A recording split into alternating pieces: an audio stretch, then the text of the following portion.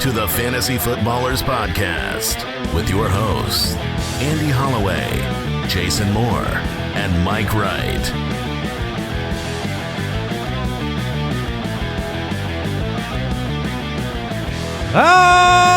Welcome in.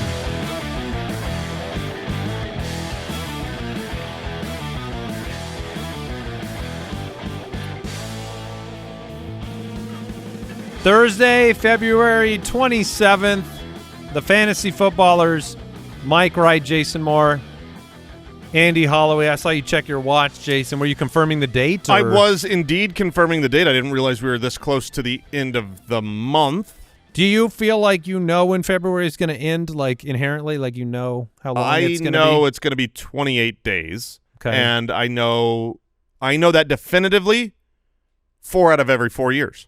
So quarter of the time I'm wrong. Yeah. I don't know when, and I don't really care. I don't care when I'm wrong. Like if I wake up to, on the 29th and it's not the 1st, I'm like, okay. You're cool with that. Yeah, I don't care. What happened? Oh my gosh. I already tore the calendar page off. Well, look, do you know how many this year? 28. This yeah. is, I mean, That's for what sure. he guesses every this year. is not a leap year. Exactly. Right. No, so Saturday, March 1st arrives, which is the deadline, the final day for the Ultimate Draft Kit giveaway. We're going to give away a spot in the Listener League. As long as you have the Ultimate Draft Kit pre-ordered by then, you will be entered to win a Listener League spot, and you'll get some other sweet perks. The Dynasty Pass available right now, so you want to get over there, ultimatedraftkit.com. And again, if you are an Ultimate member of Join the Foot, you already have the UDK, and you're already entered to win. Yeah, but you go check it out because it's an amazing resource, and we've got more and more information coming on the rookies. There will be a new drop after the Combine, which is coming up. I mean, any minute now. When? The Combine's this weekend, right? So right now. Yeah. I mean, not really. Oh, he checked his watch again. Yeah, the You have Combine's combine That's notes double. on your watch? That's a second check of the watch. How much of your life is run by that watch? Is that a teleprompter? big's that way screen? too much. If I'm talking to someone, I feel Always so, looking at my watch. I feel so rude because if they're not used to like the notifications on the watch, it looks like I'm looking at the time. Like, Right. can we move this along? You can also like not look at the notifications. True. Oh, can't do it. Oh, there's another one. Like, I would say It feels worse having to explain that you're getting I'm sorry. I'm only interrupting for a notification, not a time check. Yeah. someone far more important to you is trying to get a hold of me. It Maybe. could be. I don't know but until I Oh, check. it's not. You get to keep going. And there he is again. We thought we were going to do a 10 Things to Remember episode, but Couldn't remember. we are pushing that to Tuesday because we have some of the coaching changes, OC news that we didn't get to, and then there's a ton of NFL news to talk about as well. So we're going to tackle the remaining coaching changes and get through the news, answer some questions, and then next week we'll do our now famous 10 Things to Remember episode. So I know we'll have some good stuff to share. Do you even remember last year at all anymore? Yeah, barely, which is why we need to do this show quick. All right, so a reminder, you can find us on X at the FF Ballers, Instagram.com/fantasy footballers as well. Let's jump right into the news. News and notes from around the league. Well, Khalil Shakir, 4-year contract with the Buffalo Bills, Get that money. worth up to $60 million. His guarantee was like 30-something.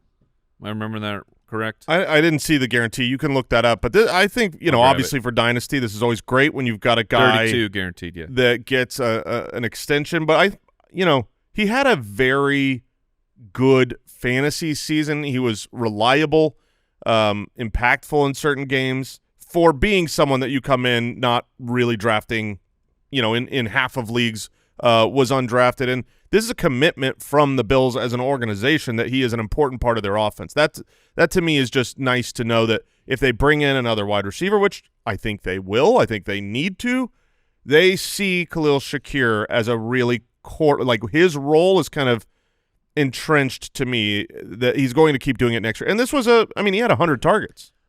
Yeah, I like Khalil Shakir. I think he will probably always be a player that's more valuable to Josh Allen than he is to fantasy managers. But when we were doing the offseason discussions and Curtis Samuel was making headlines and they were trying to figure out who the next man up would be, clearly Shakir stepped into that role and more than doubled his target total, career high, had 76 receptions in 15 games, 821 yards, 4 touchdowns. Those hips don't lie, man. Oh, is that a Swish? It's a Shakira thing? Yeah. Okay. Thank you. You're really Did really your watch, doing well today. Your Yeah. watch didn't warn you on that one? Nope. Okay. Bad joke incoming. You gave blood again, didn't you? Oh no. Mike McDaniel said Tyreek Hill had surgery to repair a ligament in his wrist. Matthew Betts, our injury expert extraordinaire, should be cleared for training camp. We did also get like a full, I don't remember what, it was somewhat recent, a full reversal from Tyreek Hill. If you remember after the season, it was, I am out of here. Miami is not where I will be playing. You guys are a bunch of chumps. It softened a week or so later, and then we've had the full, no, I'm going to be in Miami doing my thing. What percentage of fantasy football players will use the wrist ligament injury to absolve Tyreek Hill of his one half as good season and give him a... I don't think anyone is going to give him a complete free pass. There's a lot. Or what about justification to draft him higher than he should be? Yeah, I mean, that will be the justification used because you have to justify it. He was not good. He didn't miss games, and he was, like you said, almost half as many yards as the season prior. I think when you pull the trigger and draft him where he's going, which is, to me, I'm still surprised how high he is being drafted. He is wide receiver 12 right now in best ball. Exactly. I will not. You would not do that. I will not take him at wide receiver 12. I mean, 12 seems okay I think that's to me. okay. He was still. Give me some names around that, though. He was still good. I mean, you had to throw the draft capital away once we got here, but it's like week 1, 20-plus fantasy points. Tua gets hurt. He's gone for a month or so, and then over the, like from week 8 on, he's still very usable. It was not number 1 or number 2 wide receiver. Would you rather have Tyreek Hill on your roster or Garrett Wilson right now? Tyreek. Garrett. JSN? Tyreek. DJ Moore? DJ Moore. I think that one's DJ Moore. It will be hard, I think, for a lot of people to pass on Tyreek. Yeah? Because the upside is still, I mean, if you believe that it could be there. Let me put it this a bit way. with Cooper Kupp. Let me put it. Break the records and then justify the problems with injury and then. Mike, you said so from week 8 on, right? Tua's back and he was usable. Yes. So in a points per game from weeks 8 on, he was the wide receiver 27. He's usable. That's not someone that you're not going to throw in your flex or not going to even have as your wide receiver 2. But that's not someone I'm drafting at wide receiver 12, when I'm building my roster. Now, obviously, if this year was a blip on the map and he bounces back in a significant way because he's Tyreek Hill and he's the fastest man on the planet, great. You'll be happy you made that pick. But it's very rare for aging wide receivers over the age of 30 to have a down season and then be like, I'm back, baby. I won't be in on that. I mean, the idea of a bounce back, he'll be 31 when he plays this year.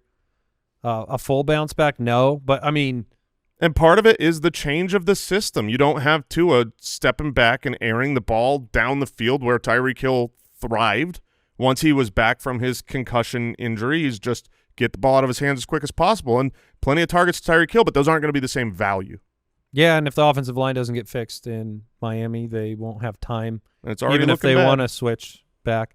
What's the next bit of news we have? Steelers general manager Omar Khan said the team will tender running back Jaylen Warren. Mike, maybe take a second and explain what that means to those that are not familiar with that terminology. Yeah, so he is a restricted free agent. We're talking about Jaylen Warren, which means that the team can the Steelers are the team that they're negotiating with the first. Jaylen Warren will be able to go out and talk to other teams and get a contract offer from them, and then the Steelers will be able to say, Like, we're either going to match certain things and based off – there's different levels of tender of saying, like, this is the compensation that we will get back if another team steals him from us, because with the tender then we're saying we're going to give him this amount of money. Are you going to beat that? Essentially is how it will work. This says to me – But we saw that. We haven't heard anything on Najee yet. So this is the team saying we're at least actively going to do it. Now, it might be original, and I think – That's an RFA tender, right? Well, I'm saying for Warren. An original round, which Jaylen Warren was an undrafted player. So it's not like – this isn't a heavy investment, but at least they're giving us some signal that they want him back. It says to me that Jaylen Warren will be back on the Steelers, like almost definitively, because the free agent marketplace for running backs this offseason, considering how strong the draft class is, I don't think general managers are going to go out and spend a ton of money for a player like Jaylen Warren. They'll want him on the roster. They'll make him a reasonable contract offer. But a reasonable contract offer is something that will be matched by the Steelers. The original round tag, I'm seeing $3.19 million. Okay, is that for a undrafted player? That's the that's not the second round tender would be 5.2. Okay, original round tag would be 3.1. Kyle, am I getting that right? That's what I'm seeing. His undrafted status might make it different. Yeah, we'll figure it out. So, yeah, we'll see if anybody wants to bring him in. It's such a deep running back class in the draft. Yeah, look, the Steelers are not – right now on offense, it's kind of a demoralizing picture to me. Mm-hmm. You have 2 free agent running backs. You have 2 free agent quarterbacks. You have 1 wide receiver, which I don't think it's even mentioned in the news yet, but there's the talk of George Pickens holding in. And, you know, George Pickens has been a boisterous fellow. If anyone's going to hold in, it's George Pickens. So, yeah, it just feels like they could commit to the same level of kind of fantasy football and NFL football malaise on offense, or you could rebuild the whole thing. You could bring in a different quarterback and inject some excitement, but right now it feels weird.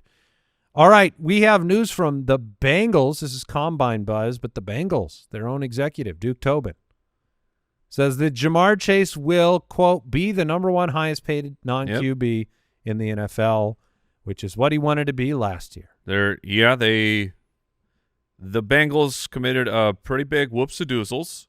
I like the T. Higgins one last year. I get it. You're as a franchise, you're not sure you want to commit to this guy who's been good on the field. But is he worth the money? He keeps getting hurt a lot. Jamar Chase, on the other hand, was, what are you doing? You're going, like, unless Jamar Chase plays this year and has a career-ending injury, you're going to back the truck up. You're going to give him all that cash. And when you wait a year, now that cash has increased. Let me think for a second, though. Okay. Help me work through this and tell me why I'm stupid.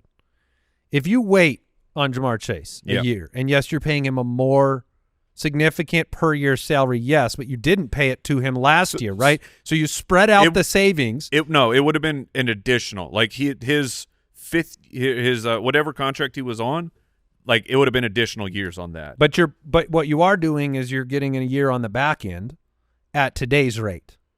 That you would have had to renegotiate another long-term deal with him at the end of this contract at tomorrow's rate. It's one of those things where do you care? Does the franchise care more about the cap number and competitiveness, or about the money that they are losing when they pay players? Right. A lot of times. So they saved money. They saved cash out the door by not paying him last year and getting it started early. Yes, but they in the owner's pockets. Exactly. They saved money. Yes. But from a cap standpoint, now they are going to have a larger cap number to deal with than they would have had if they did it last year. So then you just go back to the top and say, is this a good organization? When I say good organization, I mean, is this a win at all costs, you know, what the fans want? And no, the Bengals are not. I'm saying, the cap has gone up, which all the players know that, and all the player agents know that. They'll say, you have more room. You're going to give us more. Oh, he's going to get paid so much more now. Jamar Chase 100% made more money by not getting the extension last year, but he will. Jamar will get it, and the conversations from Bengals officials that we're hearing from the Combine, like on T. Higgins, on Hendrickson. Like it went from last year of them being like, it's impossible. We can't. There's no way we can't do this.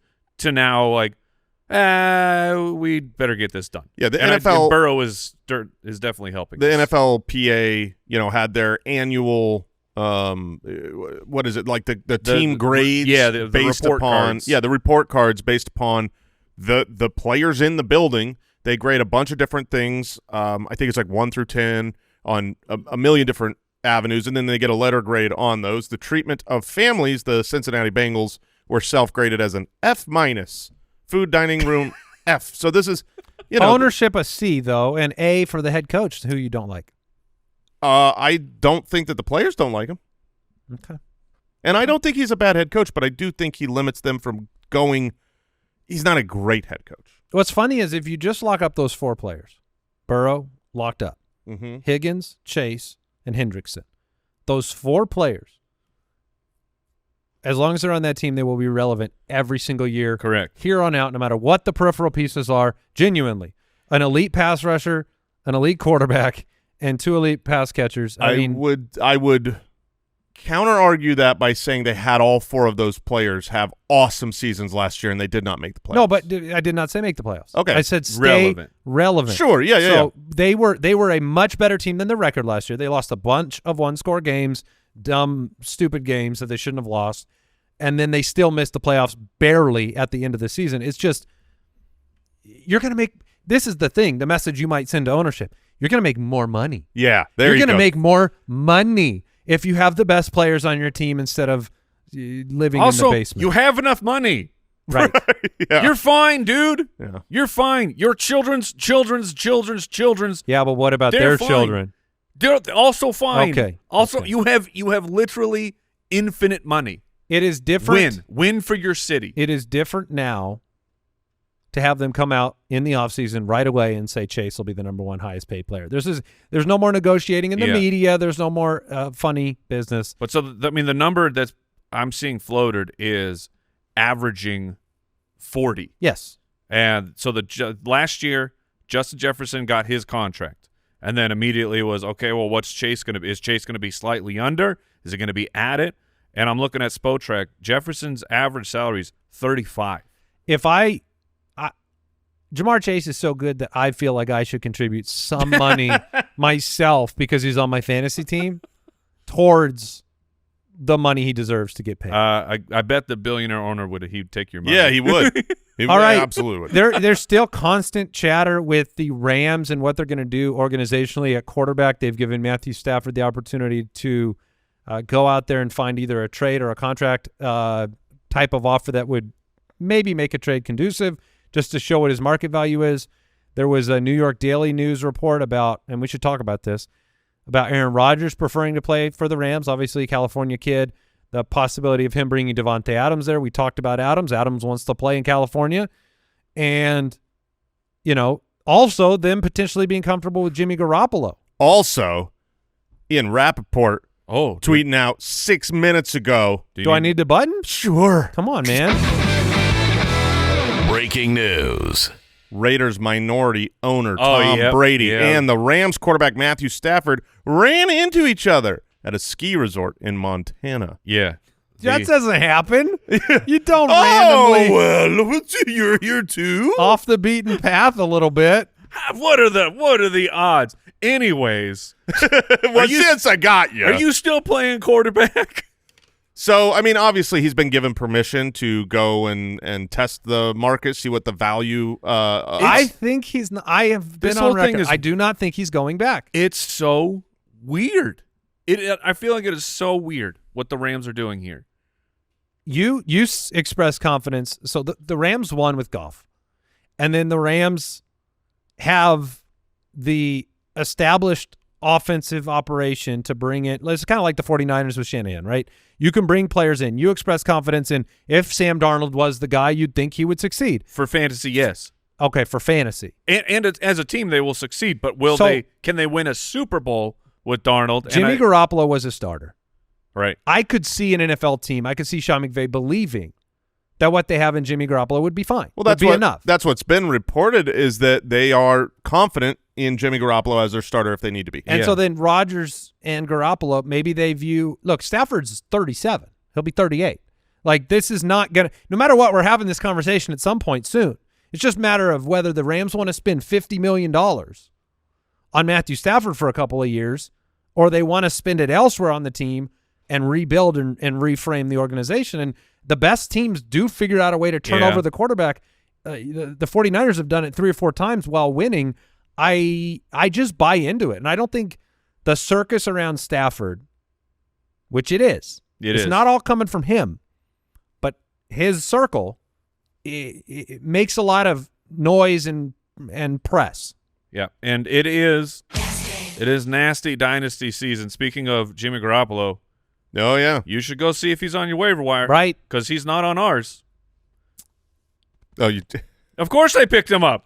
You know what? Why would you not pick up McVay? He used to be on my team in that league. Yeah, and then he became a backup. And look, Jimmy Garoppolo. I mean, I bet the odds are not with you. I bet we're talking low percentage odds, but right now this is when you got to be making those small, low percentage odds moves. Tell you who you don't need to pick up, Gronk. Well, we'll talk about that in just a second. We'll take a break. We'll be right back with some more news.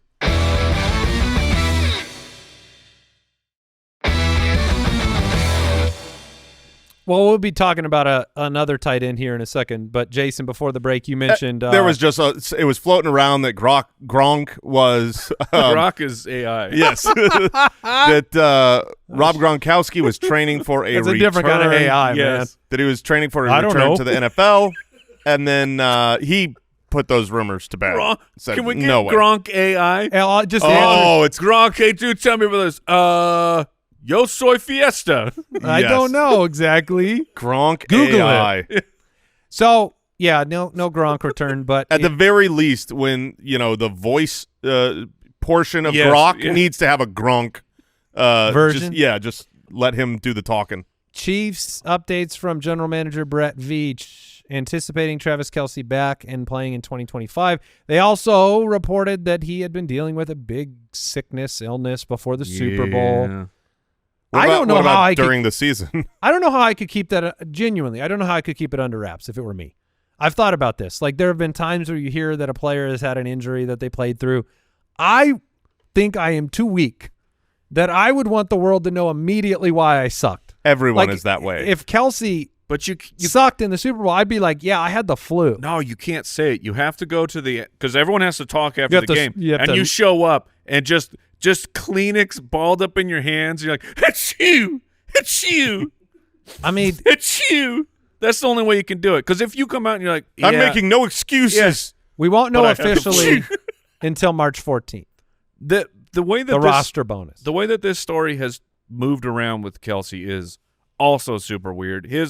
The way that he came out and talked about it, and then yesterday or 2 days ago, whenever it was, you had the report that, no, we knew right away that he was coming back and was fired up. I still don't.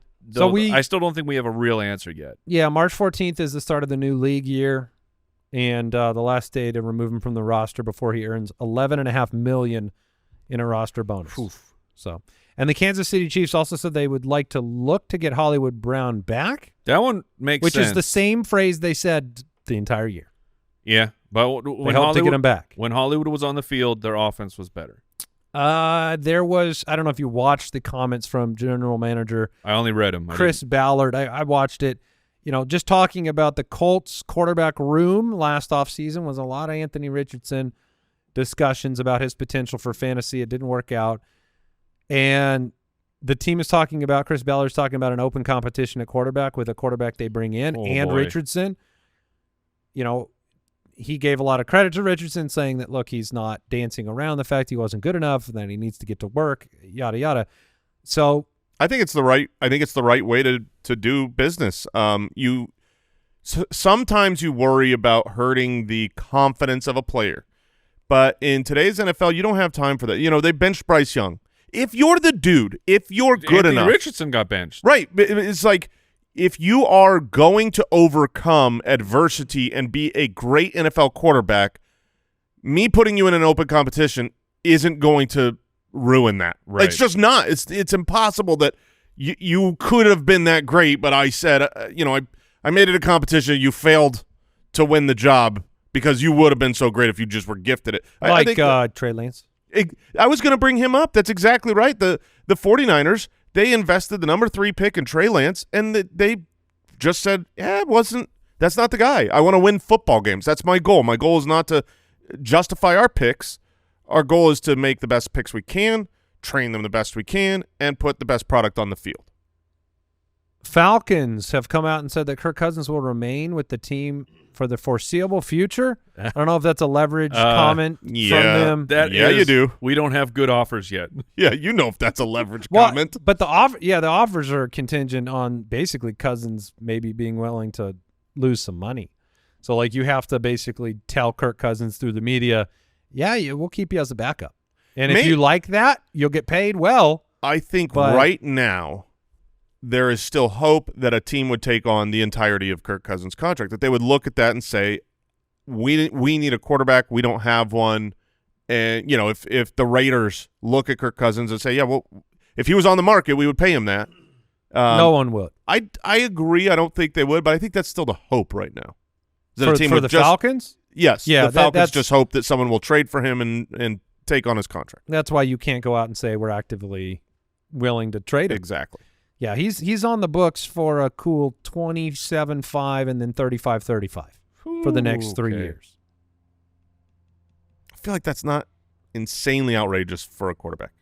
For a starter? Yeah, for a starting quarterback? No, for a start. That's what I'm talking about, for a team to acquire him. His cap hits 40, 57, 57. Ooh, that's a little So I was just spicy. talking the base salary, not that was just what the base is. But, yeah, he's on the books for 40, 57, and 57. They could get out with 35 dead cap in 2026, so after next year. But and he's 37. And other teams know that the Falcons are in a position where you just can't pay for that for a backup quarterback.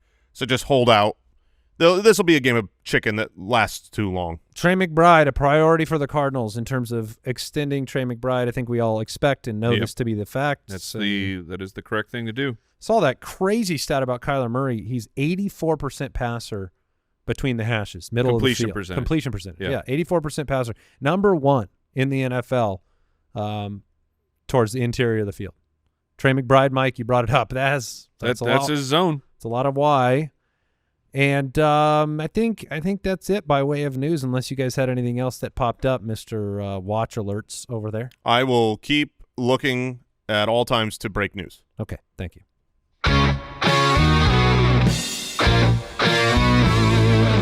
Coaching Carousel. All right, well, the revolving door of head coaches, offensive coordinators every year makes a big impact on fantasy football production. Last episode, we talked about the 7 teams with head coaching and OC changes happening: Bears, Cowboys, Jags, Raiders, Patriots, Saints, and Jets.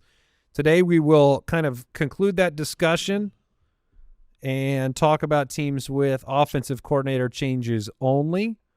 That would be the Browns, Lions, Texans, Eagles, 49ers, Seahawks, and Buccaneers.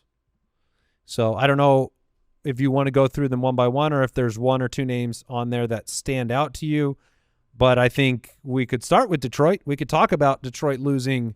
I think that's the big story. Ben Johnson, because you're talking about the team with the number one scoring offense in points per game, number 2 in yards per game.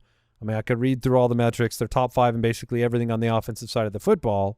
And Ben Johnson took his assistant as well over with him. So they're losing a lot from an offensive coaching standpoint. And they're bringing in John Morton, who is coming over. He worked with the Lions a couple years ago. 2022. And so and then he, upgraded and changed teams, went to the Broncos, worked with Sean Payton for a couple of years. And now after losing, your 2 top offensive coaches, they have brought this man back. I mean, I think all of us would look at the offense and probably expect some sort of regression, even small, if Ben Johnson was back, just because they were outrageous. It's hard to stay at the tippy top, although we would have a lot of confidence in them. How do you feel about this move, Mike, with Morton taking over, the consistency of offensive weapons, right? You're not rebuilding from the ground up on all your pieces and offensive system. Yeah, I mean, you should have a strong foundation, but I think there should be concerns. Like Amon-Ra, that's fine. I'm a big Jameson fan. Like, this doesn't worry you at all for Jameson Williams? I mean, I guess this theoretically could be better for Jameson Williams of like if they get him more involved in the target share, because they already had Ben Johnson already had his ways. I think it's more about whether you believe this team for fantasy purposes. I don't care if they're number 1, but is this a team that could potentially drop out of the top 10 in terms of offensive efficiency, effectiveness, scoring? I don't think that's going to happen in Detroit under Dan Campbell's watch. I don't think so, but it's like the David Montgomery would be the biggest question mark. I do think his role could diminish. Because, well, does his role diminish a little bit, especially with how good the team looks when it's just Jahmyr Gibbs? But on top of that, if they're not going to score, I think they scored like 50-something touchdowns this year. If you're not going to do that, yeah, that's where Montgomery takes the hit. That's his superpower. Yes. David Montgomery is great for fantasy football because he gets a touchdown every game. Every single game he gets a touchdown. And so if you're going to end up losing 10, 12 touchdowns over the course of the season, which is realistic, I would agree with you. That's the player that needs to be the scariest as far as redrafting them the way that we did last year. Oh, I mean, I'm sorry. So it was 70 total. I'm looking on NFL.com right now. 70 total touchdowns for the Detroit Lions in 2024, and that number was, let me get 2023 real quick. That was 58. I do 23. Yeah, so, I mean, I look at this offense the way I would look at Tampa Bay, like what they did last year, losing Dave Canales, the name that everybody wanted, and their offense pretty much hummed along because you have consistency and strength at the quarterback position. The head coach. We talked about how you lose your offensive coordinators when they do well, but I am not as worried, I guess. I can see the Monty argument, but that one's there in general to me because of Gibbs entering his prime, what he showed he could handle a full workload, what he brings to the table on the offensive side, and Monty's injuries. I would have been a little bit heavier Gibbs anyways than Monty. So this is a great offense, but I do think it will take a hit. The same way that we saw a couple years ago the Philadelphia Eagles, who when they lost their offensive coordinator, defensive coordinator in their Super Bowl run 3 years ago, they go to the next season. It's like, well, they still have a great offensive line. They still have Jalen Hurts. They still have A.J. Brown and Devontae Smith. And then the second half of that season, the wheels really fell off offensively for them, and then they replaced the coordinators again. So So there's two case studies then. Yeah. I mean, Tampa Bay is an example of an offense that even improved. Sure. Yeah. I think they Liam added Cohen. Right, and I think part of that is because they added weapons. The first half of the season, they had Chris Godwin back and healthy, and then Bucky Irving was added to the offense. So we'll have to look at the personnel moves and what they do in the offseason. But they're not going to be bad. Even that season, that down season for the Eagles, Jalen Hurts was still a top quarterback. A.J. Brown was still a top wide receiver.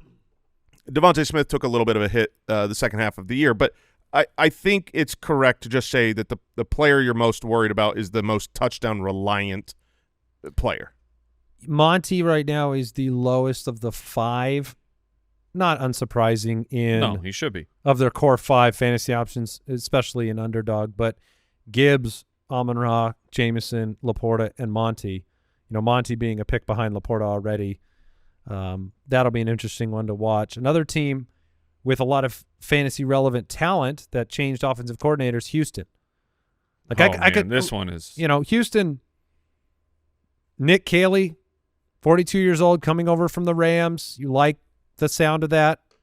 Bobby Solwick driving everyone crazy last year after being a darling during the first year of C.J. Stroud. But this was a team, just to give you a lay of the land, 19th in points per game, right? They were top 10 in passing percentage, so they put it into the hands of their quarterback. Now, they lost Stephon Diggs. They lost Tank Dell. They didn't get production outside of Nico Collins, who was hurt. So I think it's interesting with the offensive coordinator change, with how bad they were as an offense. Was this a perfect brew of just a bad year? with all of that mixing together. You also factor in, the Houston Texans, their final offensive line grade from PFF was 29th. So, and not that, the Bengals. It felt like it. The Bengals are 30th. So it's not that a quarterback behind a terrible offensive line can't succeed. It is just certainly harder. And CJ Stroud, has all the accolades we were wanting to give him heading into year 2, he's not where Joe Burrow is at this point of his career. So I think that the line was the bigger problem for me, and just the crazy success rate that C.J. Stroud had his rookie year going down the field, that was going to regress, but it went to a place where we didn't dare project because it would be too sad to project that much of a regression. So I think that it comes down to that. Like they got some young guys on the line. Can they actually improve? They did not last year, but can we have an off season and a new coordinator figure out what to do with the talent? I'm excited for the change. C.J. Stroud is a talented quarterback, and they wasted so many second downs last year. It was frustrating to watch. Second and long, hand the ball to Joe Mixon. Second and longer, hand the ball to Joe Mixon. What are you doing? The second down, they were 28th. A lot of wasted plays there. They were dead last in play success rate on second downs in the second half of the year. And that kind of crushed them. It just killed drives. So play calling wise, we don't know that it's an upgrade. It could be a downgrade, but I'm just happy that they're being proactive and that they looked back at the season and said unacceptable. Yeah, they had the 5 weeks with Dell, Collins, and Diggs together. Those were weeks in which Mixon was also very good before he got hurt. Then you had Nico sidelined with the hamstring. Then you lost Diggs to an ACL in week 8. Then you lost Tank Dell to the knee injury in December. And you never had any type of play calling that wasn't predictable, that was able to overcome the injuries.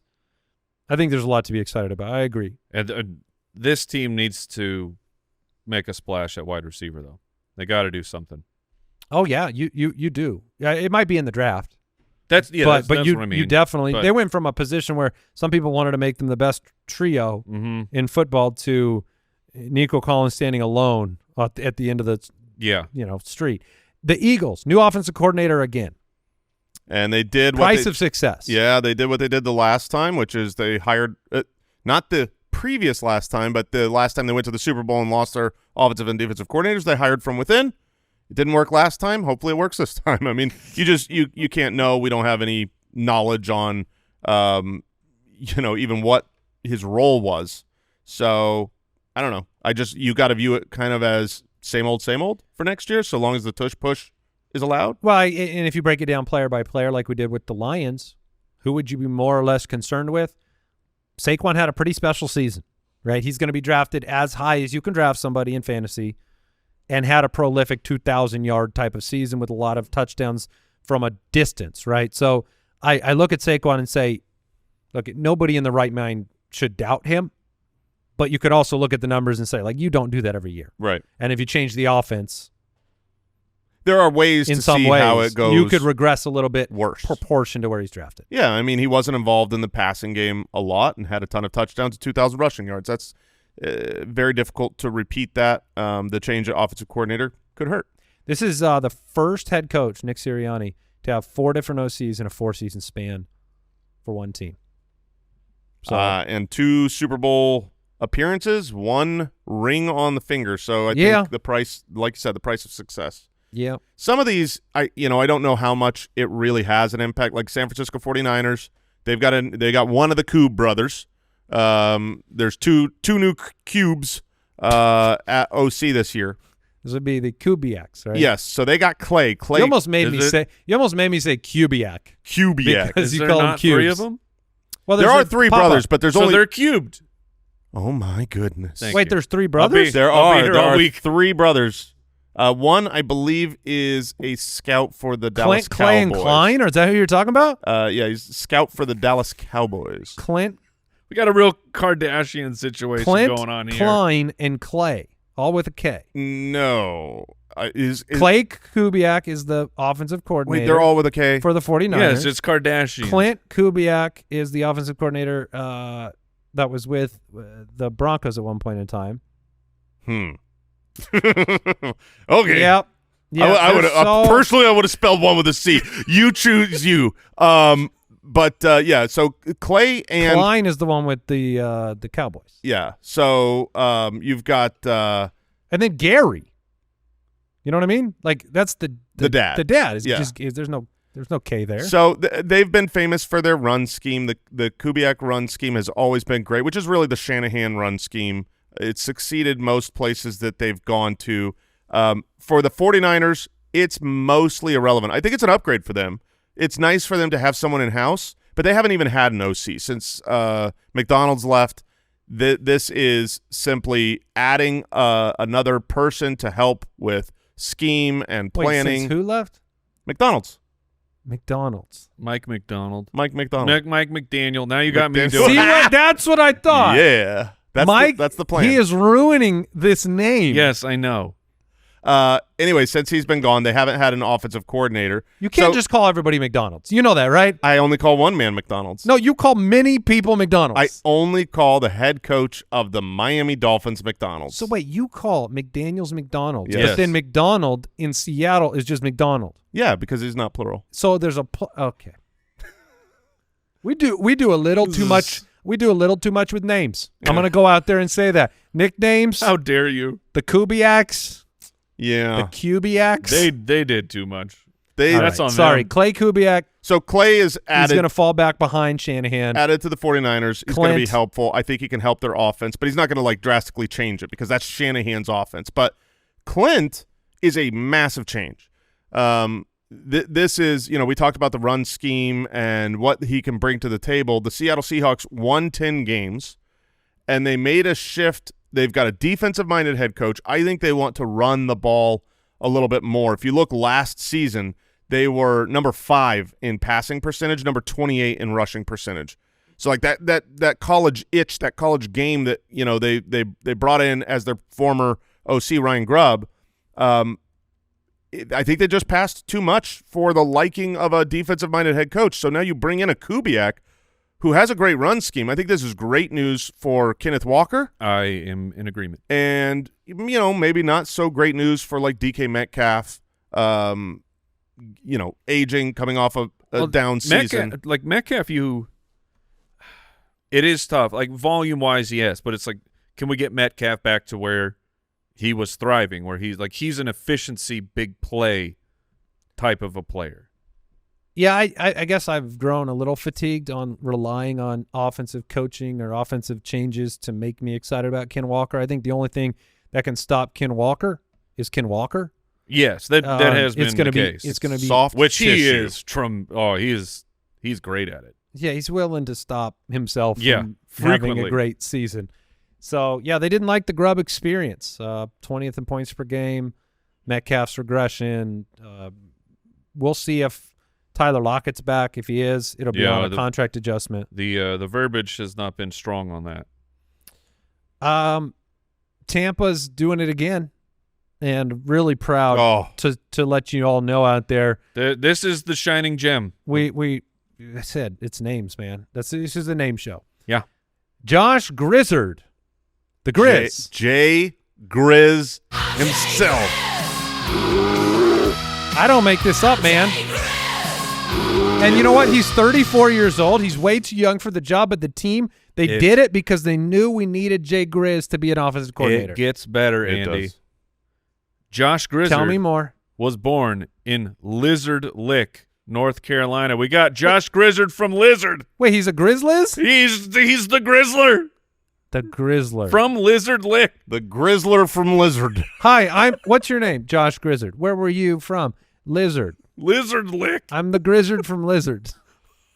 Lizard Lick. This is prime off-season Yeah, content. this is good I'm stuff. looking at Deucer's Alley. They love every minute of this. This is what you're here for. Who's not loving hearing about Josh Grizzard from Lizard Lake? So they went from Duval to Lizard Lick, baby. It's a lot of fun. It's not like we don't have lizard drops. Oh, we do.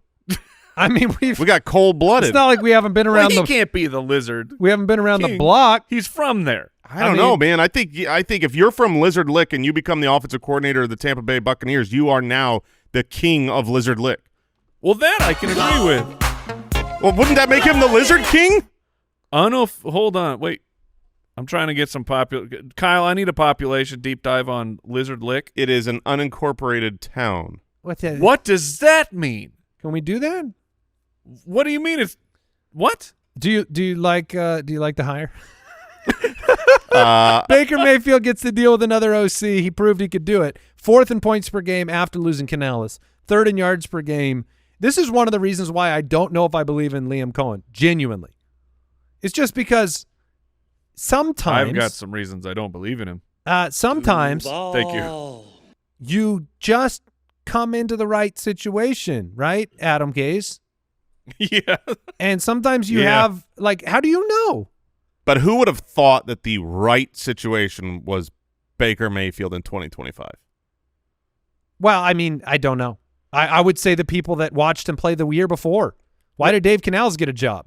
The nice thing here about Josh Grizzard replacing Liam Cohen, it's in-house. They know the system. It's also the third change. Well, it's like the 800th change in 800 years for Baker Mayfield. He is very used to that. I don't think I will look at this offensive coordinator change at all with any predictability or any change in how I would view the players on the roster.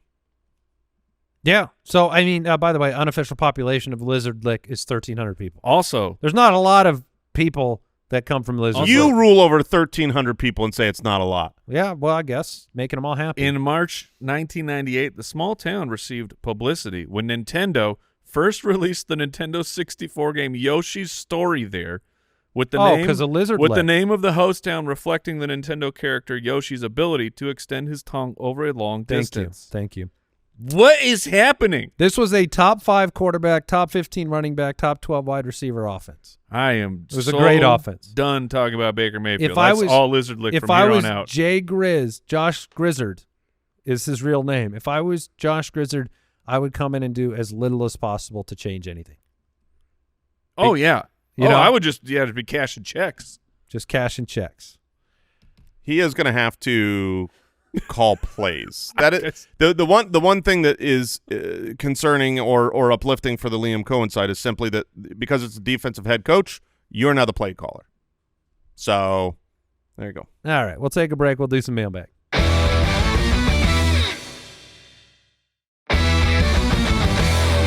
Before you get into the mailbag, Okay, sir. No, you better be reporting on this. I don't think I'm reporting on whatever it is you think Oh. because I have no idea what you think.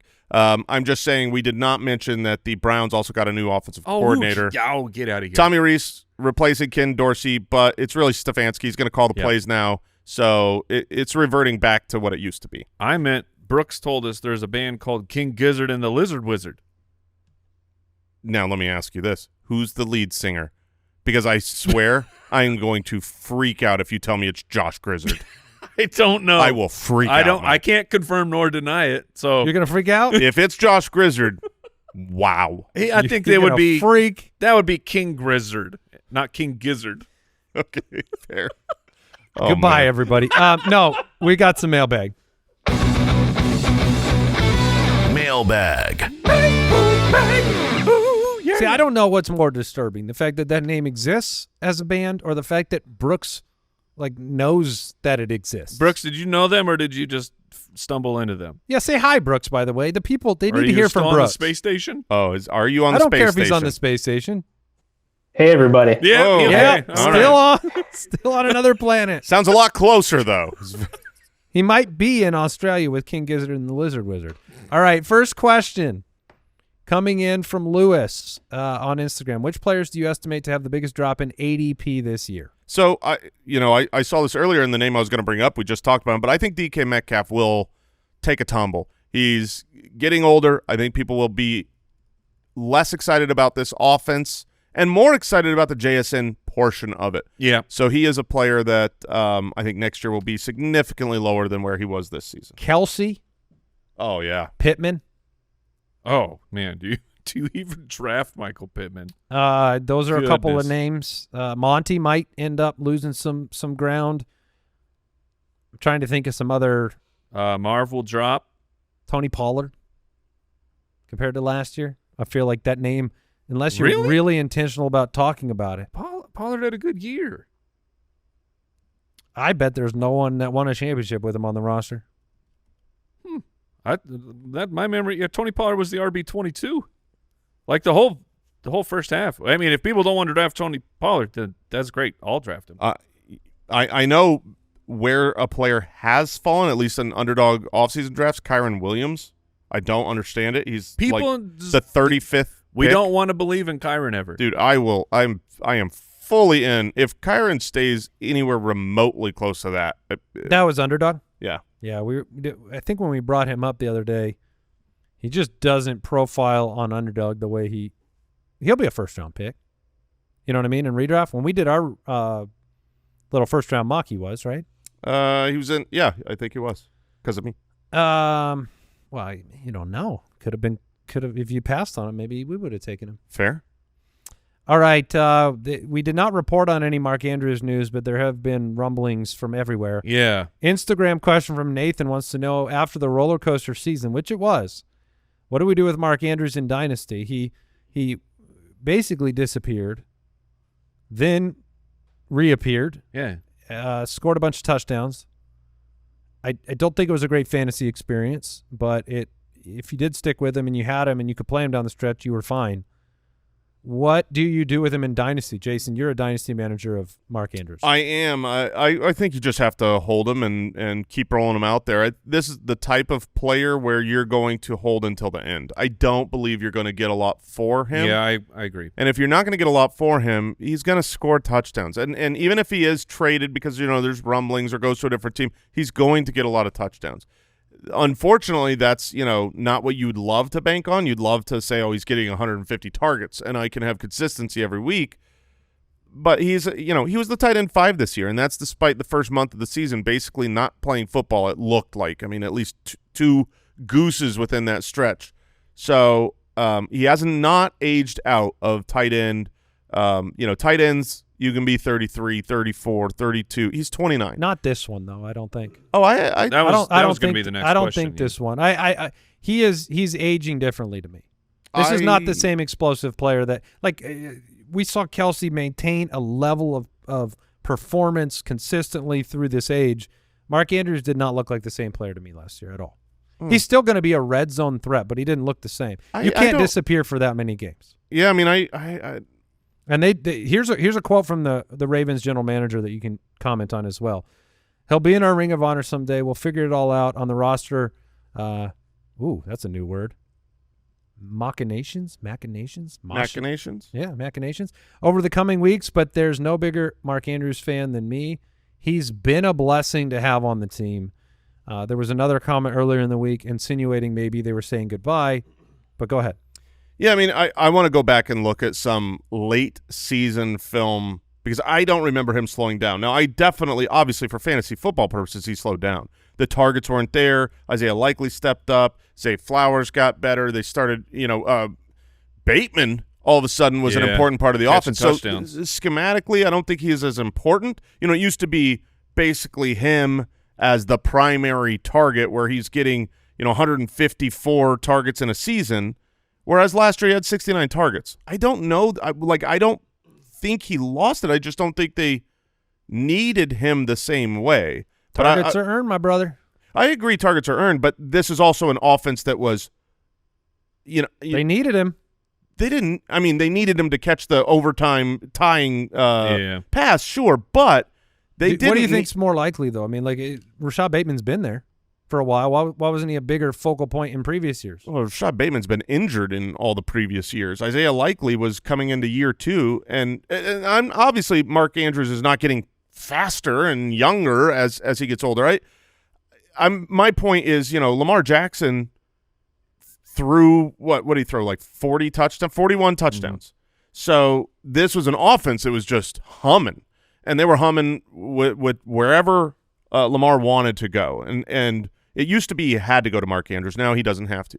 But the point of going back to the original question, I don't think anyone's trading something valuable or even as valuable as the amount of fantasy points Mark Andrews will score the rest of his career. So to me, he is just a hold on to him. Yeah, I would hold on to him, and look, it is just a reminder. I mean, he was coming off of a broken ankle, the same a very similar injury to which Tony Pollard was coming off of, and for 2 years ago, and Tony Pollard was very disappointing that year. And then I thought he was a much better player for the Titans than he was on Dallas 2 years ago.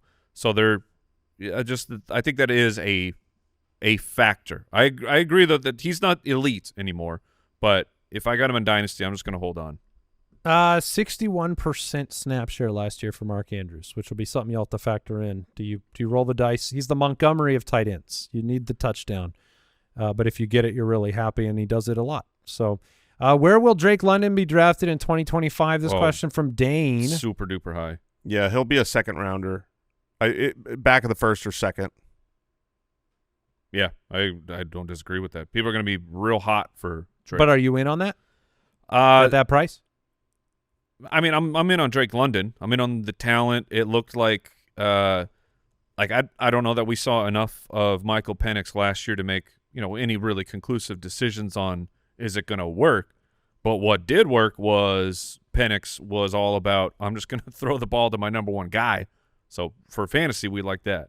Yeah, Drake London right now is a wide receiver 9. Let me ask you some names around him and see on Underdog and see if you would rather have Drake London or this player. Would you rather draft Drake London or A.J. Brown? A.J. Brown. I'm on the London side. I think I go London there. Drake London or Ladd McConkey? London. Drake London or Tyreek Hill? London. Drake London or Brian Thomas? Brian Thomas. Okay, so that's basically where he is at ADP. Yeah. I mean, he's ahead of Ladd McConkey and Tyreek Hill. Fair valued. He's right next to A.J. Brown, and he's behind Brian Thomas and Malik Neighbors. Do you foresee this year being a little different with the way the rookie wide receivers coming in may land? I mean, because we got a great running back class. It will be different.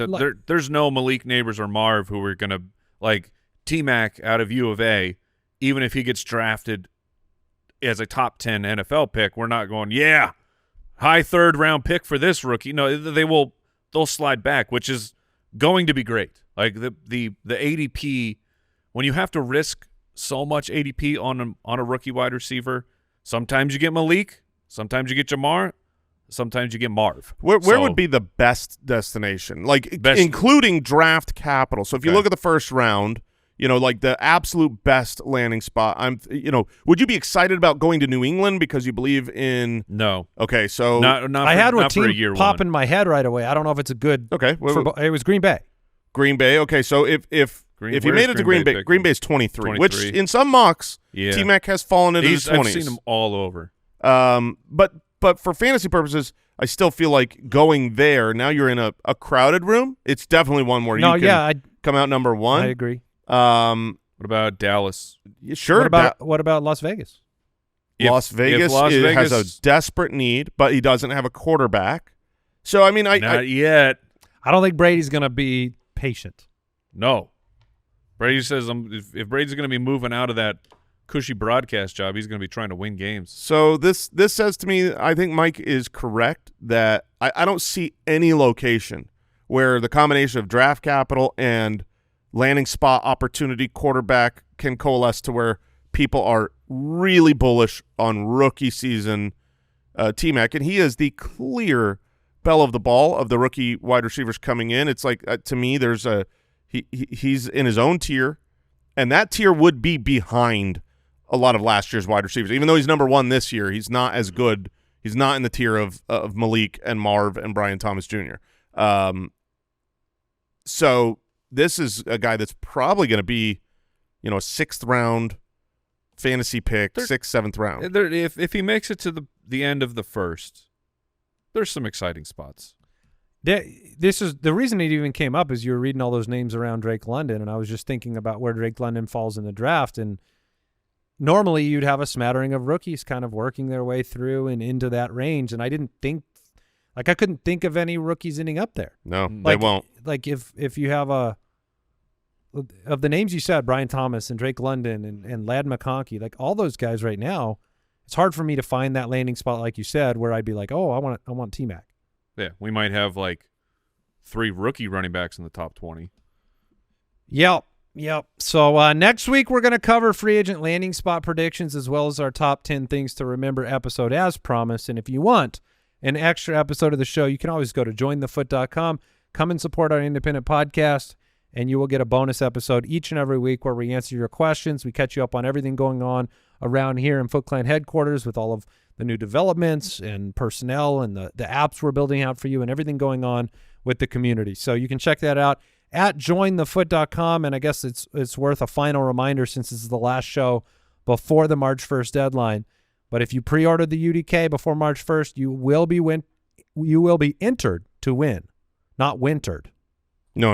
Entered- We're getting warmer. It's already 90 entered degrees to here. win a listener league spot at Yeah, ultimatedraftkit.com. and you can do both. What is it? 2 birds with 1 stone. If you are an Let ultimate, me check my watch. Yep, that's it. An Ultimate Foot Clan member at jointhefoot.com, you are automatically entered into that drawing. You have the UDK, you have the extra bonus episode, everything you want. That's a big stone.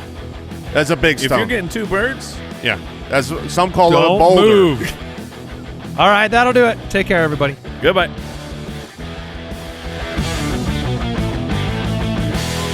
Thank you for listening to another episode of the Fantasy Footballers Podcast. Join our fantasy football community on jointhefoot.com and follow us on Twitter @TheFFBallers.